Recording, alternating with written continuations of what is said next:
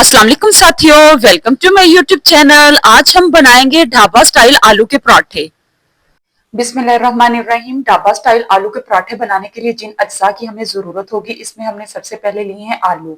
आलू मैंने आधा किलो लिए हैं। इन्हें छील के साफ करके धो के मैंने इनको बॉईल कर लिया था।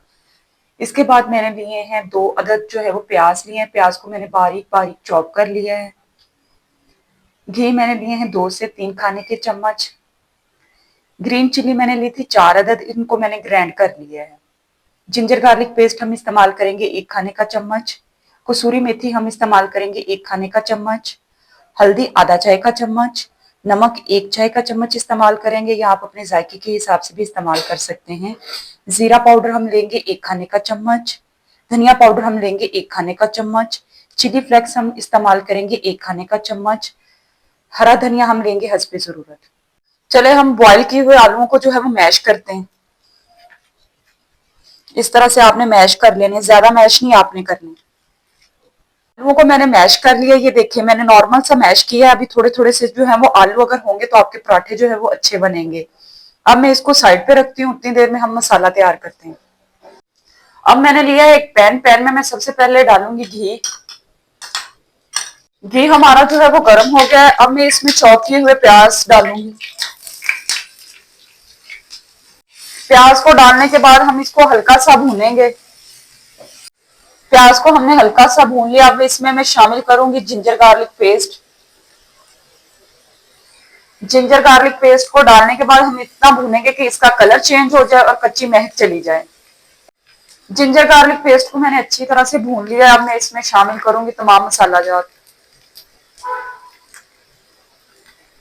तमाम मसालों को डालने के बाद हम इसको अच्छी तरह से भून लेंगे।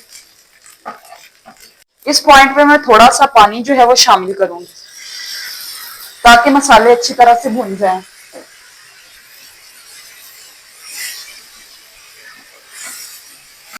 प्याज का मसाला जो है वो रेडी हो गया है। अब मैं मैश किए हुए आलू को इसमें डाल दूंगी। फ्लेम को आपने नीचे से बिल्कुल लो कर देना है। मैश किए हुए आलूओं को मैंने जो है प्याज के मसाले के साथ अच्छी तरह से मिक्स कर लिया है। अब मैं डालूंगी इसमें कसूरी मेथी, हरी मिर्च का जो हमने पेस्ट बनाया था वो डालूंगी, और हरा धनिया हस्बे जरूरत। आपको जितना पसंद हो आप उतना डाल सकते हैं। इन सब चीजों को डालने के बाद मैं अच्छी तरह से मिक्स कर लूंगी।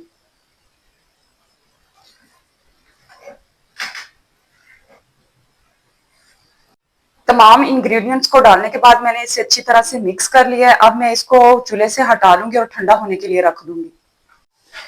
आम चक्की का आटा लेके हमने आम आटे की तरह ही इसे गूंद लिया था। गूंदते वक्त आपने इस बात का ख्याल रखना है कि आटे की जो है वो डो ना तो ज्यादा पतली होनी चाहिए और ना ही ज्यादा सख्त होनी चाहिए, क्योंकि अगर आप सख्त रखेंगे तो आपके पराठे जो है वो सख्त बनेंगे, और अगर आप ज्यादा नरम रखेंगे तो पराठे जो है वो बेले नहीं जाएंगे।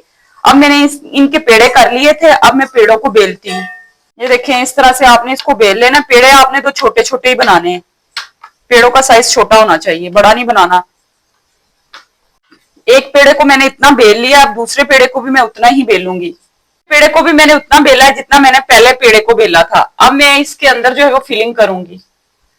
फिलिंग आपने अपने हिसाब से करनी है, जितनी आपको पसंद हो, जिससे पराठा भी आसानी से बन जाए। ये देखें मैंने इस तरह से फैला दिया।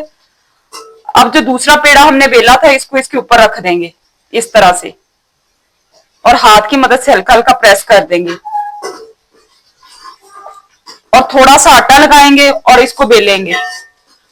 ये देखिए पराठे को इस तरह से मैंने बेल लिया है। अब हम चलते हैं इसको पकाते हैं। अब मैंने एक तवा लिया था, तवे को मैंने आग के ऊपर रख के जो है वो गर्म कर लिया। अब जो बनाया हुआ पराठा है हम इसके ऊपर डाल देंगे। से ही हल्का सा पराठा जो है वो पकने लग जाए, आपने इसके ऊपर घी लगा देना है।